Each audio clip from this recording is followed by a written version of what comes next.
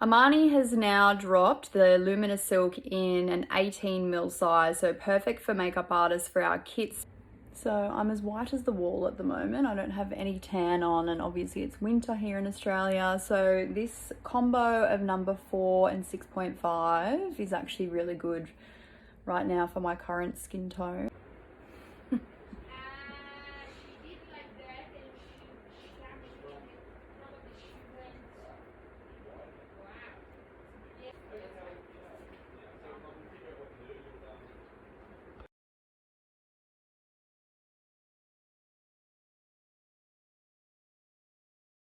Okay, so they've sent me their Luminous Silk Glow Fusion Powder, and I feel like I want to deepen up around my hairline with a little bit of, the shade is number 7 here, just to give myself, it's going to set this as well as get rid of the old 5-headeroo. So you can see that this has given me a little bit of a healthy glow on my twilight skin that I've got going on. But it's also kept, because it's a luminous powder, it's set the foundation in that area and through my forehead, but it's kept the skin looking luminous and glowy still. So whenever I'm doing people's bases, I do a little bit of a tacky test. I feel after the foundation goes on and after I've set a little bit with powder, I feel, does it still feel sticky? If it does, I know that every time they're going to touch their face or be on their phone, it's going to lift off the foundation, and then that's going to result in them having a patchy base. Okay, I'm filling in my brows now with a pencil from Ottoman 3. I worked for this brand years and years ago. I'm pretty sure they're based in Melbourne, South Melbourne.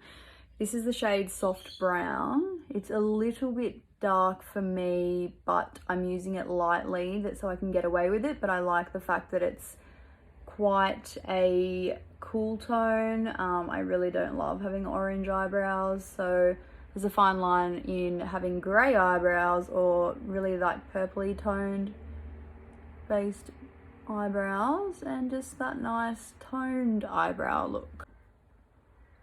Just setting these brows with the Mecca Max Brow Gel. Was clear, but now it's brown. Okay, so for my eyes, I'm literally applying a light wash of the Armani Luminous Glow Fusion Powder, which is what I used on my cheeks, and it's just going to tie in the rest of the makeup to the cheeks, and I'm just lazy. And I'm using a brush. This is the Apply brush from Merton Muramy in Melbourne. He's a Melbourne makeup artist, a friend of mine. He's released his own brushes, and they are really beautiful, really well made. This is a great brush actually for just applying that easy quick one wash of shadow over the eyelid fast, and obviously it's more of a dense brush, so the denser the brush the more product you're applying. So Crayolan has sent me a replacement of my favorite brown gel liner from them. This is the shade Cacao, and I'm going to be doing a brown wing liner using a gel liner. I know you normally see me using a felt or a paint brush type like my own liner. But this is what I love to use on clients when I'm doing a brown wing or any kind of brown liner, even on the waterline. This is a great shade. It's a true brown color, so it's not too reddy, because red liner, especially on the waterline of somebody that has redness in their eyes, can literally make them look like they've been possessed by the devil. They're like, it makes the redness in the eyes stand out tenfold, so just be super careful not to put those rusty kind of tone browns on the waterline of somebody that looks like they've been smoking cones all day.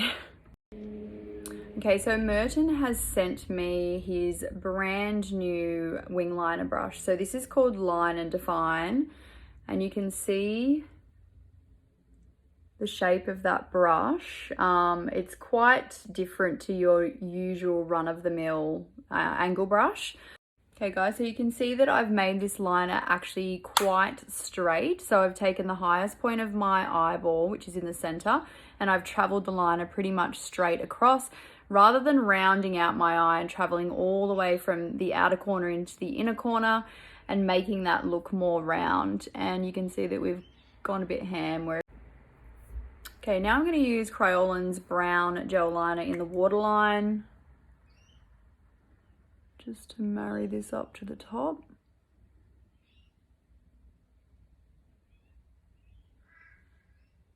So I'm just going to start to reopen this eye using a dark shadow and an angle brush. I don't want to go out of the line of this wing, which is traveling off my waterline, because you're going to get like a line and then a round. So this little panel in here has to match up with the wing, so it can't be too thick, basically. Okay, now I'm going to smoke away the top liner just to soften the edges a little bit with the same eyeshadow color. So when I'm doing this, I really want to make sure that this shadow is only hiding and catching the edge of the liner, because if you put it on without even thinking where it's going and it ends up being too thick, it's going to change the whole shape of the liner that you've created. And I'm just pressing it across so that I'm just creating more of a smoky, soft edge. It sounds like I've had a stroke when I'm trying to concentrate and talk at the same time. And the idea is to leave the bottom of the tick harsh, but we can smoke away the whole top section. And I don't want to touch that little sharp V there. I want that to be sharp no matter what. Okay guys, I thought I was filming the mascara a bit, but I wasn't. I hadn't pressed record. So I've already done one side. This is the Steeler Huge, oh fucking low battery, you motherfucker. This is the Steeler Huge Lash. I'm going to go in now with the Pony Cosmetics White Night Mascara on the bottom lashes, because these little daddy long legs love a good transfer when I'm using other mascaras. So this one's a tubular one, so it is not going to transfer and give me panda eyes. Okay, I'm going to go in with some highlighter. This is the Glow Enhancer by Armani, and I'm going to give it a shake. It's shade number 2. It looks a bit light for me, but I am light, so where I'm putting this, which is obviously going to be right here where the light is naturally hitting the highest point, you can see it wraps around my orbital bone. That is an area that I haven't powdered, so this is not going to go cakey. So this is actually super sheer. It's not super glittery. It is luminous, so it does have a certain level of like, it's not dewy is my point. There's a difference between dewy and luminous. But it's not going to be super like sparkly disco ball. Subtle. Nice. Shit. Where am I going to go tonight? So I'm going to line my lips now, and I'm going to turn these snake lips, as my sister refers to them, into something way more luscious and full. I'm using the Melissa Sassine waterproof lip liner in the shade Organza. So this is basically straight out of my handbag. I use this color all the time. And the key for me to overlining, I pretty much just stick to overlining on the top, because I find that that's obviously where I am lacking volume. And especially once you define that Cupid's bow, especially if you have a deep Cupid's bow, you're literally almost just removing a portion of the volume of the top lip, if that makes sense.